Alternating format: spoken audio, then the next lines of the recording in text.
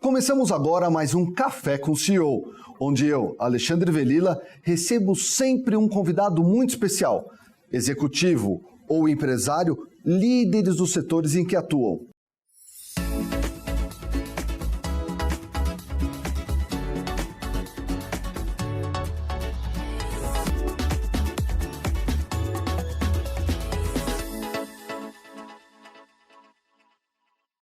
Hoje recebemos com muito carinho Vanderlei Silva.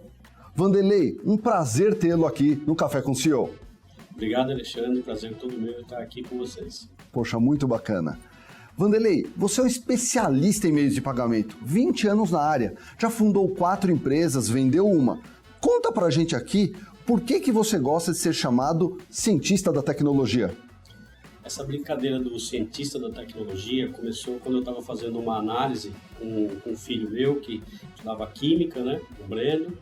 E assim, o que é a ciência? A ciência é a observação, né? E eu atuo muito com tecnologia há mais de 30 anos. E uma coisa que sempre me ajudou muito, me diferenciou, foi a observação da tecnologia, do segmento, do mercado, do comportamento das pessoas e a partir disso conseguir construir alguma coisa usando a tecnologia que realmente resolva o problema das pessoas, satisfaça desejos, ajude a vida das pessoas e das empresas. Então essa questão da observação para daí sim construir algo foi que eu comecei a intitular de ciência da tecnologia, ou seja, um cientista da tecnologia. Poxa, que bacana. Tecnologia como ferramenta para resolver problemas das pessoas. Me conta um pouquinho sobre seus sonhos, seu propósito de vida. O meu propósito de vida, desde muito cedo, foi sempre criar coisas, empreender, assim, sempre inovar, sempre uma atitude muito disruptiva. Nunca tive muito medo de arriscar e de apostar. Então, esse propósito, ele nasceu assim, foi se moldando ao longo do tempo. A gente vai ficando um pouco mais velho, vai amadurecendo. E hoje, o meu propósito ele já está muito maduro, né? Formado. Continua com essa mesma base e com o enriquecimento de uma base assim, de gerar empregos. Então, o meu negócio hoje é gerar empregos, movimentar a economia. Eu digo que eu sou um capitalista, mas um capitalista assim com foco na circulação de serviços, de produtos, que movimenta a economia, que gera empregos e gera recursos para que o país possa crescer. Pode parecer um pouco de arrogância, mas assim eu procuro contribuir com a minha pequena parte disso no crescimento do país. Não, e inclusive pelos impostos, né? Porque os impostos eles retroalimentam todo o sistema, né? Eu falo isso para as pessoas, eu gasto muito dinheiro, assim, eu não sou acumulador de dinheiro e eu não gosto muito de especulação financeira, né? Eu gosto bastante de investir, como falei, em serviços, em mercadorias. Então, toda vez que eu compro algum bem, eu sempre tenho esse olhar, assim, olha, o quanto eu estou devolvendo agora para a sociedade, através de imposto que eu estou pagando, para que isso possa ser utilizado para pessoas que não têm o mesmo acesso, não têm o mesmo recurso, pessoas que às vezes precisam de um apoio do governo. A gente sabe que nem tudo é aplicado de forma correta, mas uma boa parte disso acaba sendo, e isso também me move a poder circular e gastar o dinheiro que eu consigo ganhar e gerar também recursos, né? Muito bacana. Você é CEO do Foco Group, que foi vendida, e atualmente você é CEO de várias empresas, né? A Paynet e a Logic Sign, a Plus4U. Conta um pouquinho como você enxerga esse mercado de meios de pagamento. Tá. Bom, eu já era empreendedor desde 1989, tá? Com 18 anos eu já tive minha primeira empresa de tecnologia, né? A Foco Group foi a minha primeira empresa de grande sucesso. Eu comecei ela do zero, construí uma plataforma completa, multipaís, para o que a gente chama de expense management, na questão de meios de pagamento, que é um meio de pagamento diferente, onde ele não serve simplesmente para pagar, ele serve para controlar gastos e despesas através de uma série de parâmetros, né? Então essa foi a minha primeira empresa de grande sucesso, que quando eu estava começando a ter um grande sucesso, eu acabei vendendo a participação dessa empresa para um grupo internacional muito grande, e quando eu entreguei a chave da empresa mesmo, ela já estava com operação em 3 países. Então, isso para mim é bastante bacana, porque é uma pessoa que eu vim de origem muito humilde, construí algo do zero que virou uma multinacional. E isso já era em meio de pagamentos. Mas eu entrei mesmo em meios de pagamento há um pouco mais de 20 anos atrás, ajudando e participando muito de uma ferramenta de meio de pagamento sem interveniência humana, que é algo também focado no abastecimento de gestão de frota e tudo. Foi assim que eu entrei em meio de pagamento. Rapidamente me apaixonei por isso, porque lida com tecnologia, lida com pessoas e lida com dinheiro. E te dá a oportunidade de resolver problemas para as pessoas e as empresas, facilitar a vida das pessoas, né? Depois que eu vendi essa empresa, eu já tinha montado esse outro grupo de empresas, tá? Também focado no segmento de pagamento, que é um segmento muito bacana, porque te ajuda em toda essa cadeia mercantil. O meio de pagamento, hoje eu tenho uma disruptura lá que, assim, a gente não serve simplesmente para pagar, a gente serve para ajudar o meu cliente na cadeia do processo todo de compra, de venda e de gestão. Então, isso é muito legal. E hoje ela é composto o quê? Esse grupo é composto pela Paynet, tá? Que cuida mais da parte de tecnologia do negócio, segurança, processamento. A Logics for You, que cuida mais da parte de dinheiro do negócio, processo, liquidação financeira, né? E a Plus for You, que cuida da parte de atendimento e suporte. Essas três empresas, elas entregam um serviço completo de meio de pagamento, de ponta a ponta, para qualquer tipo de cliente, seja uma grande cadeia, seja um adquirente, uma bandeira e tudo.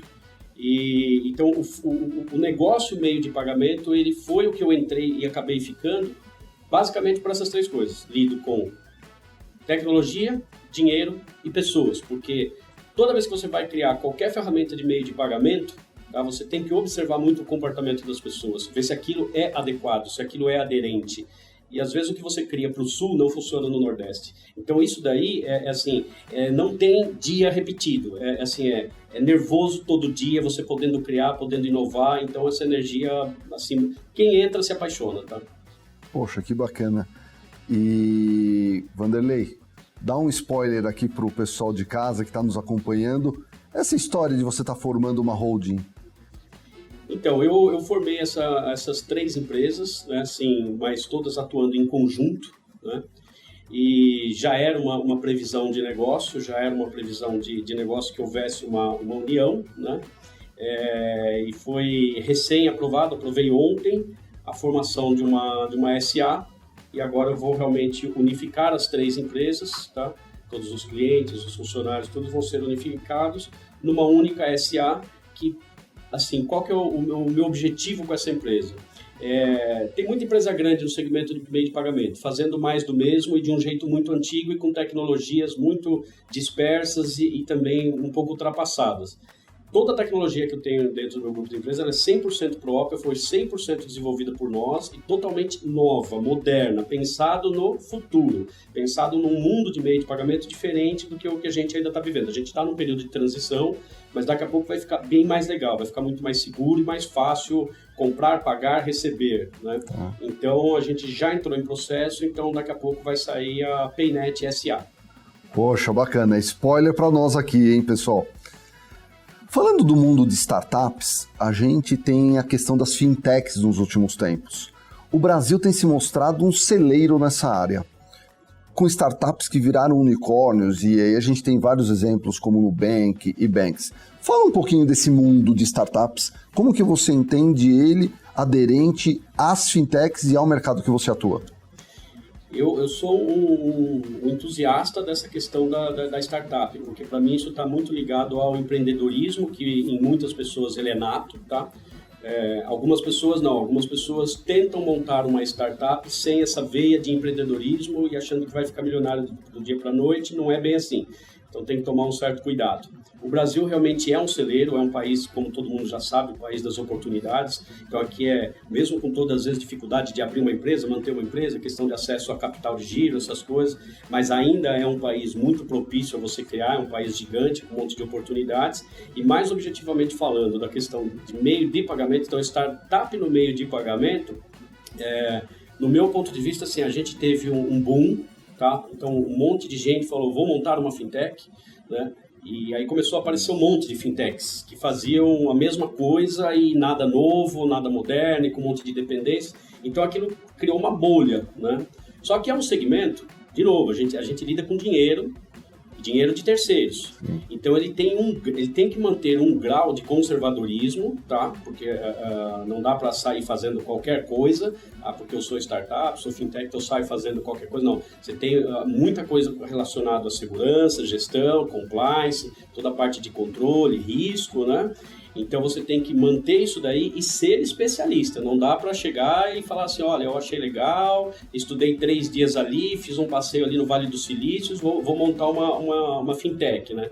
Não dá para fazer isso. Então eu acho que agora está dando uma enxugada. Então assim, você teve um boom, tá, de fintechs, muitas não proliferaram, algumas até por caminho de criptomoeda e tudo, e agora está começando a ficar o quê? Está começando a ficar aquelas operações realmente melhor estruturadas e mais seguras. Então, assim, algumas vão se unir, algumas vão ser absorvidas por grandes grupos, mas eu apoio todo o investimento e todo o risco, às vezes, que a pessoa quer correr e tudo, quer se aventurar nesse mundo de startup. Na parte de meio de pagamento, eu sou suspeito para falar, porque o segmento de meio de pagamento, ele só cresce, independente de pandemia. A gente é uma prova disso, tá? Porque sempre a cadeia de consumo permanece. Então, sempre vai ter gente comprando, vai ter gente vendendo, e a circulação disso não é mais papel moeda, é dinheiro eletrônico. Então, sempre precisa de empresa de tecnologia para poder operar isso, dar acesso a crédito, dar acesso a pagamento, fazer a questão de controle. O segmento de meio de pagamento ele só vai cair se voltar à prática do escambo, que eu não acredito. Sim. Fora isso, ele só tende a crescer. Então, é um segmento bastante seguro, desde que você estude bem o que você vai fazer, esteja bem preparado. Não dá para sair se aventurando sem ter um bom plano. Poxa, que bacana. Vanderlei, eu queria pegar um gancho quando você comentou que a Paynet ela tem sistemas proprietários e que você idealiza sempre endereçar os dramas do futuro implementando hoje. Conta um pouquinho sobre componentes de inovação que você tem no seu negócio. Então, eu vou dar um exemplo bastante bacana. Assim, olha, no passado, a gente tinha um negócio, assim, o tal da maquininha. Então, toda vez que a gente fala meio de pagamento, a gente lembra de 2 coisas. Assim, a gente lembra de cartão e de maquininha, né? Então, assim, o cartão daqui a pouco deixa de ser cartão e passa a ser um app, passa a ser qualquer coisa, já está no período de transição. A maquininha também daqui a pouco deixa de existir, mas essa ainda vai mais longe. Ela simplesmente como um meio só para passar um cartão já está deixando de existir, mas como um meio de acesso ao serviço, eu até não chamo mais de POS, eu chamo de HOS, é um Hub of Service, né? Tá. Então, assim, ele tende a ficar, né? Falando um pouquinho aqui da parte maquininha, né? Então, na parte maquininha você tinha muito aquele negócio, olha, a maquininha laranja passa a transação que está atrelado àquele processador laranja e aquele banco amarelo, né? E aí você tem a maquininha azul passa cartão atrelado àquele processador azul e aquele banco vermelho, né? E isso era uma amarração que não trazia benefício, nem facilidade, nem flexibilidade para o comerciante, tá? Isso era ruim, né? Proporcionava, obviamente, a facilidade do meio de pagamento, mas ficava por ali e trazia um engessamento, né? Uma das coisas que a gente criou, nós somos a primeira empresa a ter o que a gente chama, esse termo não é comum a todos, né? Chave de criptografia própria, HSM próprio. Para que serve isso, assim, de uma maneira mais leiga, né? Então, a maquininha passa a transação atrelado à processadora da cor que eu escolher e vai ligado ao banco da cor que eu escolher. Tá. Então você não fica mais amarrado. É uma espécie de portabilidade da maquininha, assim como aconteceu na telefonia celular. Antes você comprava esse telefone, é dessa operadora, esse é daquela. E para você trocar era um perereco, né? Com maquininha não era diferente. Então o que a gente fez é o seguinte, olha, hoje essa maquininha aqui, ela está atrelada a essa processadora, esse banco aqui e tal. Mas e amanhã? Cara, amanhã na retaguarda aqui você vem, troca e muda e você não precisa mais trocar de maquininha. E isso tem até um impacto ambiental, porque imagina a quantidade de queima que você faz de máquina, hardware, logística... Lixo eletrônico, lixo né? eletrônico, exatamente. Então, assim, além de você ganhar essa flexibilidade, você economiza muito em cadeias não produtivas, né? Cadeias destrutivas do meio ambiente, né? Ou seja, circulação exagerada de coisas inúteis, né? Sim. Então, essa portabilidade, por exemplo, é algo bastante disruptivo que a gente criou. É algo inovador, é algo que me custou bastante caro fazer, muitas pessoas falavam, você não vai conseguir, isso é impossível, tanto era errado isso, que é possível, a gente opera isso já há bastante tempo. Poxa, parabéns. Vejam, né, pessoal, que bacana a tecnologia para ajudar o meio ambiente. Quando a gente tem esse raciocínio e esse propósito, a gente consegue fazer. Parabéns novamente, Vanderlei. Agora, a gente está em épocas de pandemia, então toda essa questão da Covid...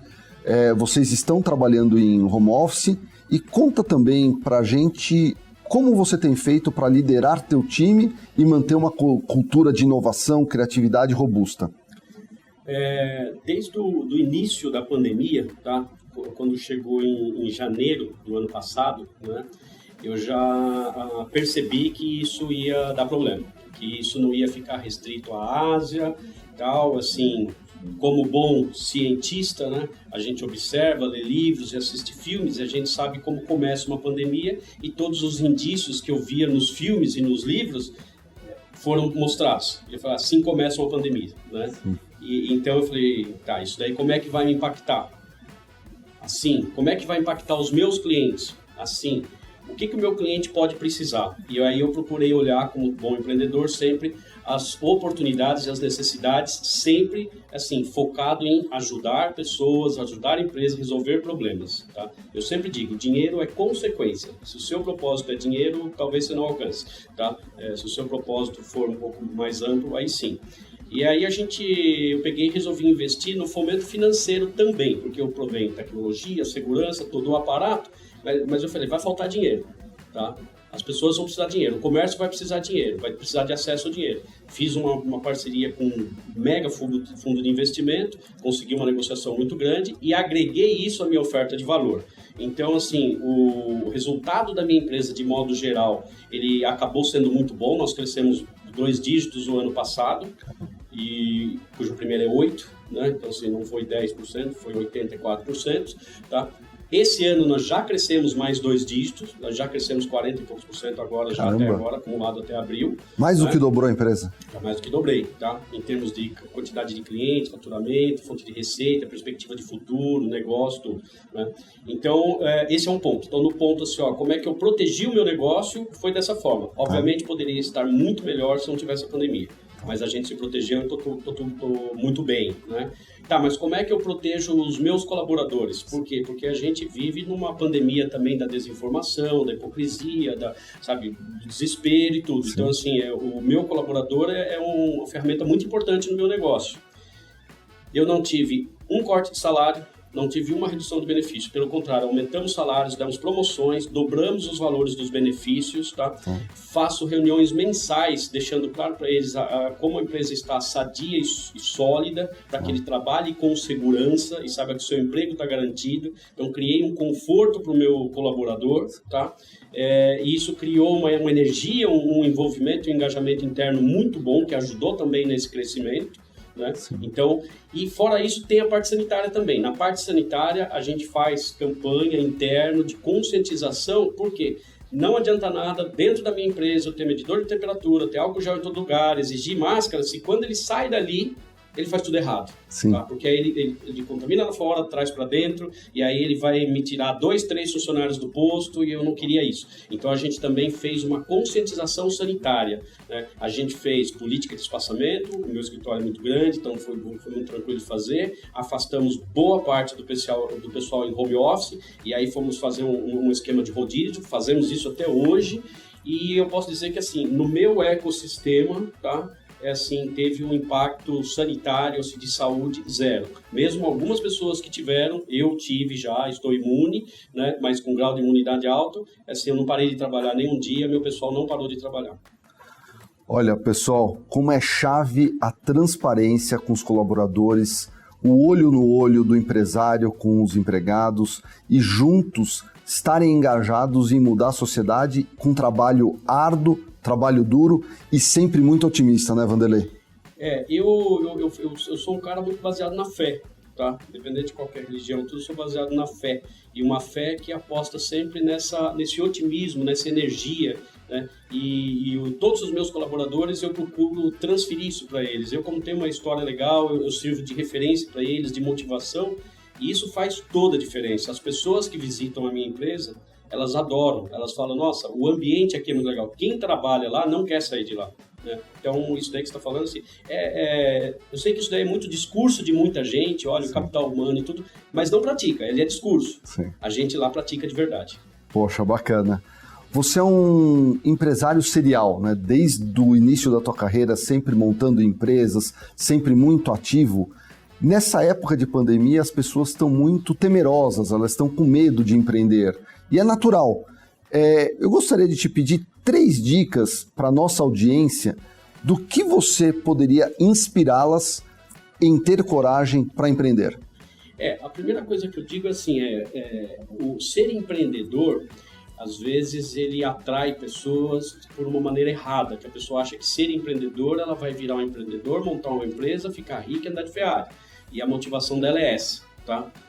Já começou errado. Então a primeira dica é, veja se você realmente é um empreendedor. Tem algumas características inerentes ao empreendedor, tá? Então, assim, ó, primeiro, veja se você é um empreendedor. Se você não for um empreendedor, mas quiser empreender, então, assim, contrate alguém com veia empreendedora para ser seu par no empreendedorismo, tá? E te ajudar nisso. Então, a primeira dica é, veja se é um empreendedor. Segunda dica é, mapeie bem o que você vai fazer. Você tem que ser especialista em alguma coisa.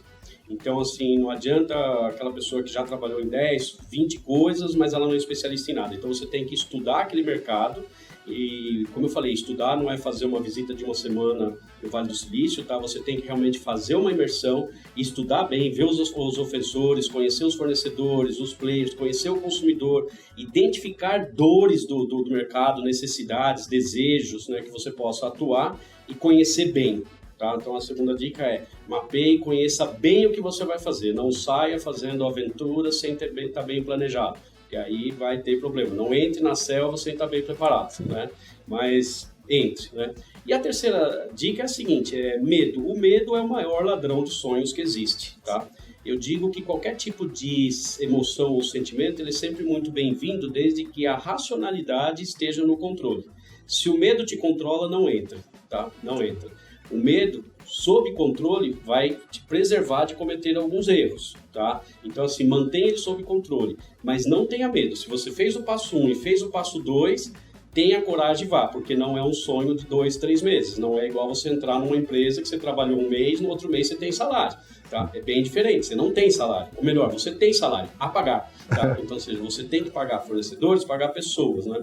Então, procura manter o seu medo sob controle, porque o medo pode ser o segredo do seu fracasso, tá?